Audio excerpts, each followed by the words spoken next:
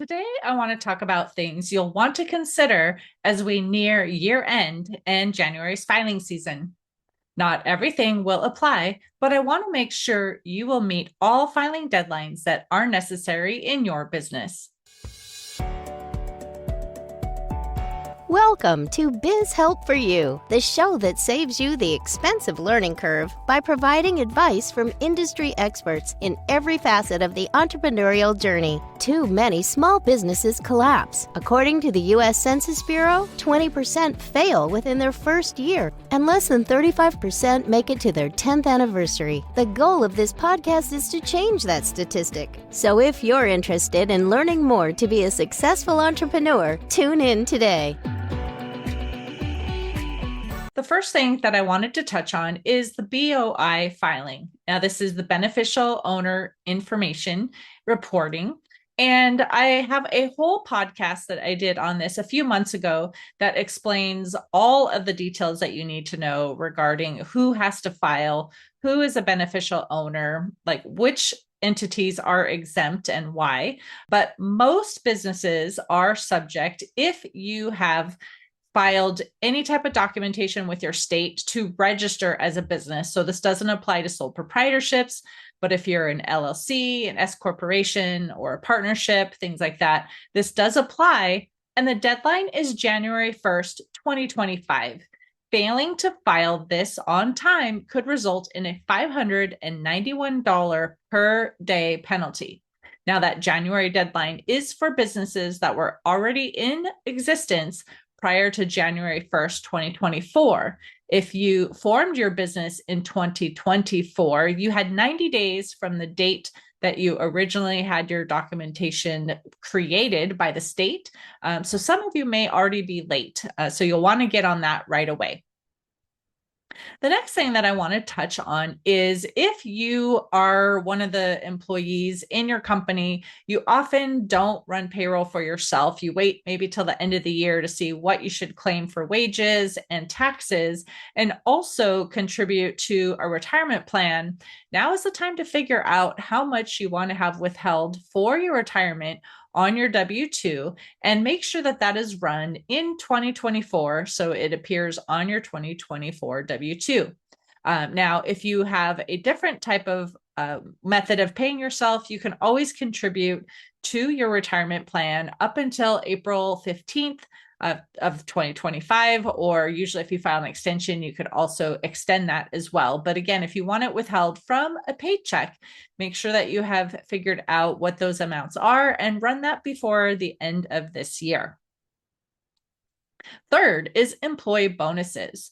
Now, a lot of times people think, I'll just write a check to my employees. Let's say I want them to have $500. I'm just going to write them a $500 check.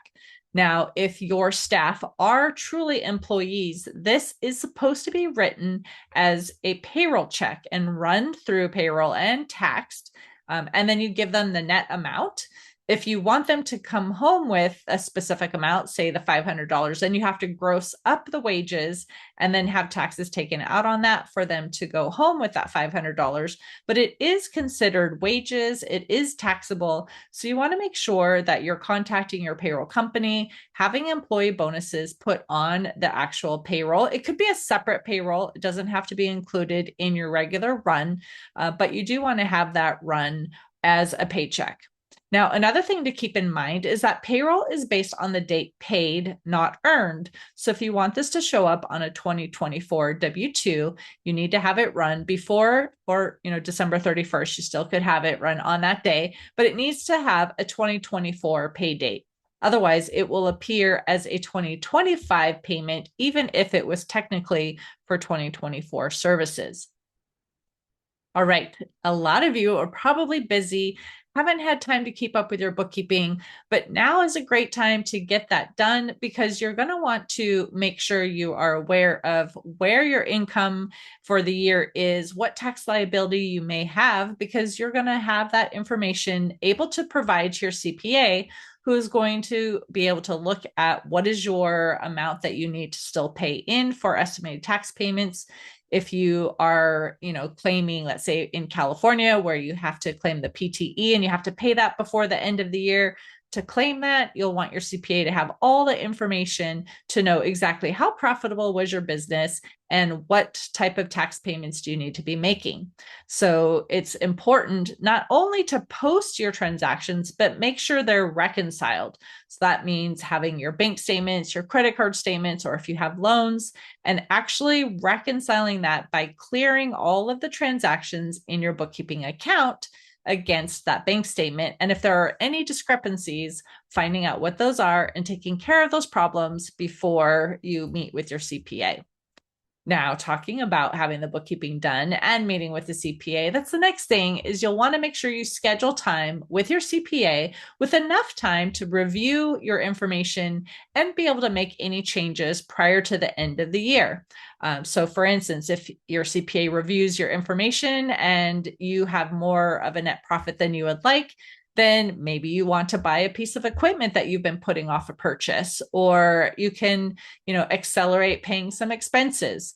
You could also delay actually receiving any additional income and have all of the payments come to you in January. So you could postpone invoicing your customers for a few weeks.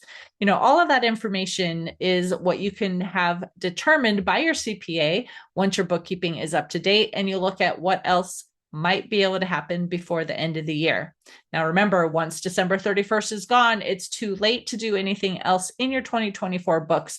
So you want to make sure you have plenty of time to make any of these transactions or purchases that you need to have for the rest of the year.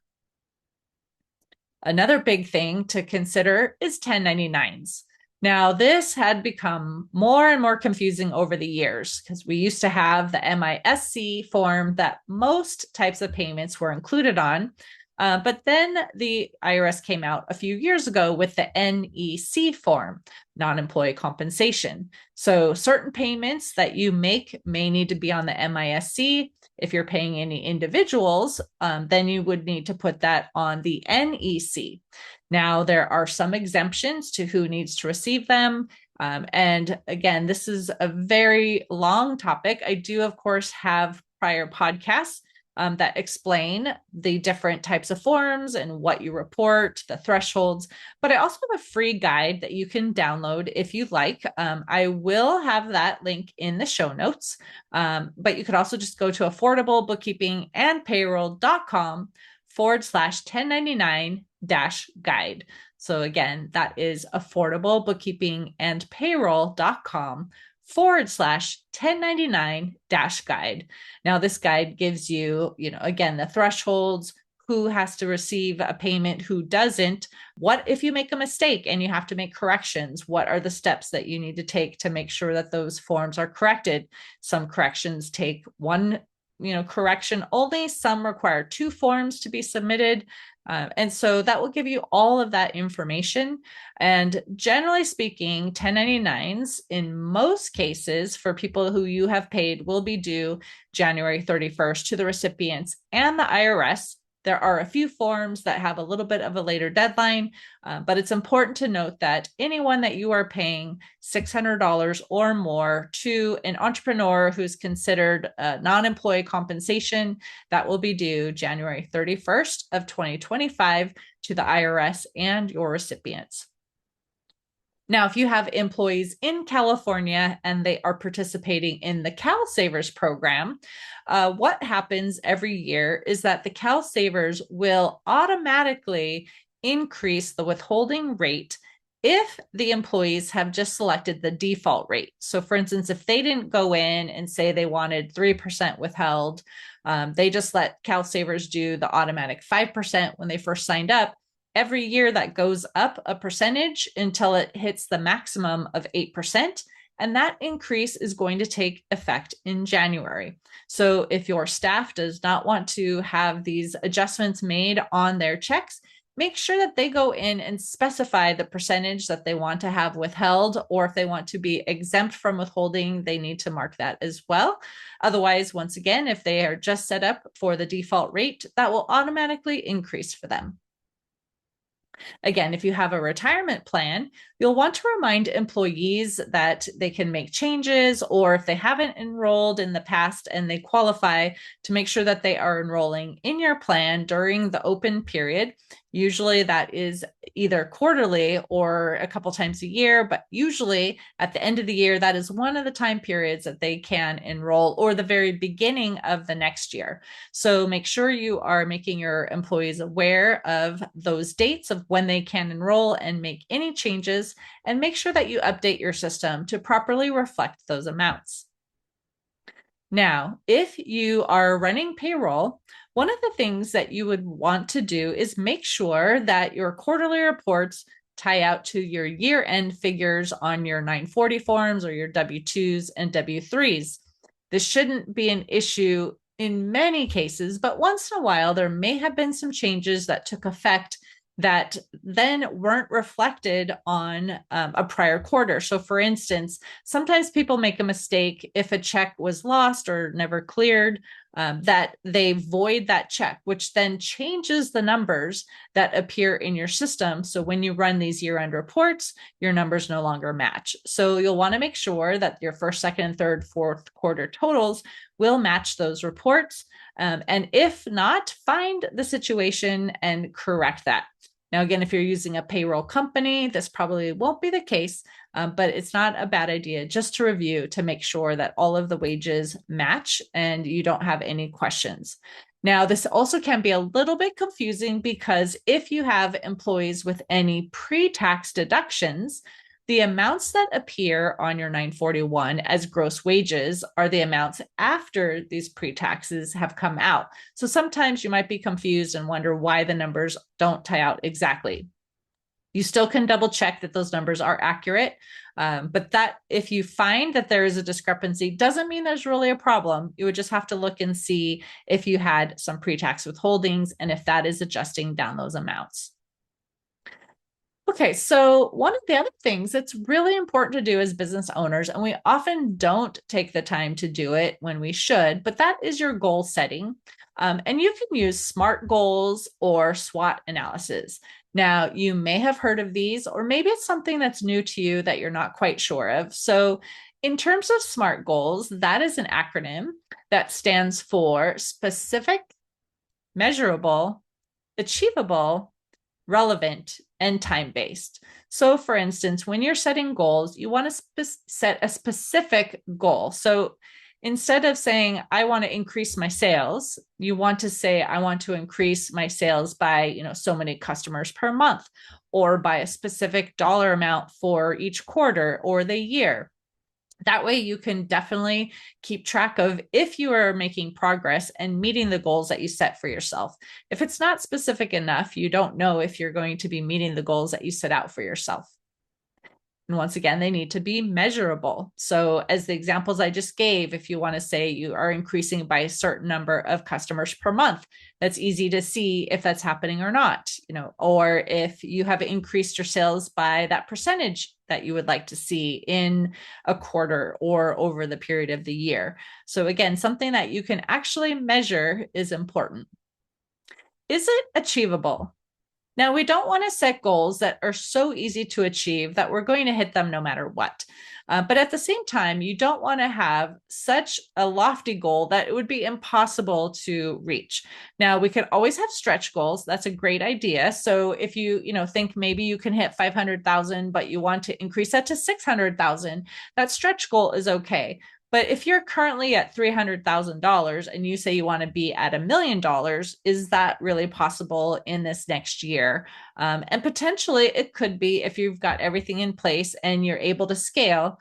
But you again want to make sure that you have a number that's not so easy to hit that it's not even going to be an effort. But you don't want it to be unrealistic where then you're going to be disappointed at the end of the year because you're unable to meet that goal. Next is relevant. Is this target that you are setting for yourself relevant to your business? So for instance, if it's not something that's related to your core business or maybe a new service that you want to provide, it may not make sense to set that as one of your goals. So make sure that when you're looking at it, if it's really something that is applicable to your business, and if not, you might want to alter that slightly. and time-based. So when you're setting these goals, once again, you want to have based on a specific time that you'll be measuring these goals. So again, if you want to say you want to increase the number of customers you have by a certain number every month or every quarter or year, or you want to track your income and the increases by, again, maybe every week or every quarter or 6 months, and the end of the year. So you want to make sure that you tie those. So once again, are you meeting those goals or not? Now, the SWOT analysis is something that you may or may not have heard of as well, too. And this looks at strengths, weaknesses, opportunities, and threats. So what are the strengths that you have in your business? Are you meeting the goals that you're setting for those strengths? Are you using them to the full potential that you have in your company? What else could you be doing with those strengths to perhaps attract a new customer or create a new service? On the other hand, maybe there's some weaknesses you have that could be preventing something from happening in your business that you would like. What can you do to overcome those weaknesses? Maybe it's hiring a staff member that has the strength that you don't have. Maybe it is building a mentorship program with someone that can teach you what you don't know. But what can you do to try to eliminate any problems that might arise because there is a weakness in your business? Next is looking for opportunities. What are those opportunities that you can pursue that can help you continue to increase your reach to customers or, again, add a new service? Really looking at the economy. What do you think is going to be happening and how can you take advantage of what will be happening in that period of time to make adjustments in your business and potentially bring in a greater market share? At the same time, you want to be looking at threats. What are the things that could prevent you from meeting those goals? So for instance, if you have inventory and you have to order from a company and they're shipping from overseas, are there going to be issues with the, ships getting everything into the docks on time and the trucking companies getting them to you on time? There was a potential strike that we had going on originally that has, potentially been put aside for a while, but maybe could come up again.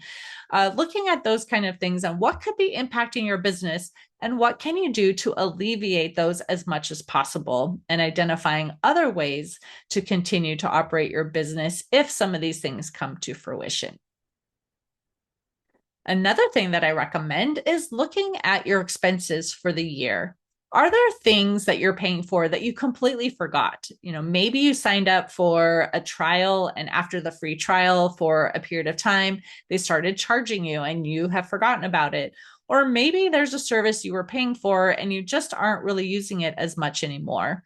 Perhaps you're using an expensive software and there's another alternative that's less expensive but has the same features that you can easily then save some money on there. So you'll want to just go through and see what are the things that you spent the money on this year and see if there's any place that you can cut that if it's not needed, and have more cash flow in your business. Cash flow is the lifeblood of any business, and things have been a little bit harder recently. So if you can take the time to review that, maybe you'll get some ideas on some things that could be trimmed a little bit, or maybe there's a way to do something a little bit more efficiently that will save you on some of those costs. Now, many businesses do have to have their business licenses renewed at the beginning of the year. Now, there are some locations it is later in the year. For example, I have a client that has to pay twice a year, but they have to pay every April and every October. So this isn't going to apply in every situation, but most businesses that we help have to have their business licenses renewed in either January or February for the year. So now is the time to really start preparing the information that you're going to need. Often, this is the revenue that you had in the prior year. So for your 2025 business license, it would want to know your revenue for 2024, which comes back to making sure that your bookkeeping is also up to date so you can have an accurate figure for that. Sometimes business licenses, though, do ask for a number of employees that you have, or maybe the amount of payroll that you have paid. So it's really important to, again, have all the information that you need to be able to be in compliance and file those on time. Next is estimated tax payments. I have talked about this a lot in the past as well. You do have 4 payments generally during the year that you have to make, and those don't consistently fall exactly every 3 months. It gets a little confusing sometimes for people, but you go April is the first, June is the second, which is 2 months later. Then you go 3 months later in September, and then 4 months later in January. So your last payment for 2024 will be due in January of 2025. So once again, if you need to have that meeting with your CPA to determine what that final amount is that you'll need to be making for your estimated tax payments. It's also sales tax return time. Now, again, most people are on a calendar quarter or, often monthly filers too. And so if you are an annual filer and you're on a calendar year, then your return will be due in January. You'll want to have all your sales information at hand to help you be able to file this on time and accurately. And again, if you are a quarterly filer, then generally this would be for the last 3 months of the year due in January. But if you're an annual filer on a calendar filing date, then it will be January of 2024 through December of 2024. So once again, this also comes back to having your bookkeeping done on time and accurately, so you know your true numbers to make sure that you can file on time. And finally, celebrate your success. So many times as business owners, we, set goals and we're looking at what we want to achieve.